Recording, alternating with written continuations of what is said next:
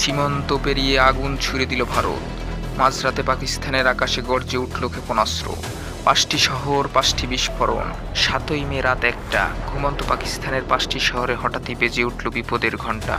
ভারতের ছোড়া ৫টি ক্ষেপণাস্ত্রের আঘাত হানে কোটলি, মুজাফফরবাদ, বাগ, ভাওয়ালপুর এবং মুরদিকে শহর। পাকিস্তানের সেনাবাহিনী জানিয়েছে, এই হামলায় নিহত হয়েছে অন্তত ৮ জন, আহত হয়েছে আরও ৩৫ জন। নিহতদের মধ্যে রয়েছে এক শিশু ও এক নারী। ভাওয়ালপুর আহমেদপুরে ইস্ট এলাকায় একটি মসজিদে সরাসরি আঘাত হানলে ঘটনাস্থলেই প্রাণ হারায় এক শিশু। কোটলিতে মৃত্যু হয় ২ বেসামরিক নাগরিকের। বিস্ফোরণের শব্দে কেঁপে ওঠে শহরগুলো। ধ্বংসস্তূপের নিচে চাপা পড়ে জীবন। আতঙ্ক ছড়িয়ে পড়ে চারদিকে। স্থানীয় বাসিন্দারা জানায়, আকাশ জুড়ে ভেসে বেড়ায় আগুন আর ধোঁয়ার কুণ্ডলী। পাকিস্তানের আন্তঃবাহিনী জনসংযোগ অধিদপ্তর আইএসপিআর এই হামলাকে কাপুরুষ ঘোষিত ও আগ্রাসী বলে আখ্যায়িত করেছেন। তারা স্পষ্ট জানিয়ে দিয়েছে, এই হামলার জবাব তারা দেবে উপযুক্ত সময়ে, উপযুক্ত কায়দায়।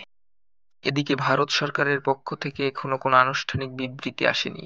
তবে বিভিন্ন আন্তর্জাতিক মাধ্যমের দাবি, এটি অপারেশন সিন্ধু নামে একটি গোপন সামরিক অভিযানের অংশ, যা পাকিস্তানের নির্দিষ্ট সামরিক স্থাপনার বিরুদ্ধে চালানো হচ্ছে। সীমান্ত জুড়ে বাড়ানো হয়েছে নিরাপত্তা।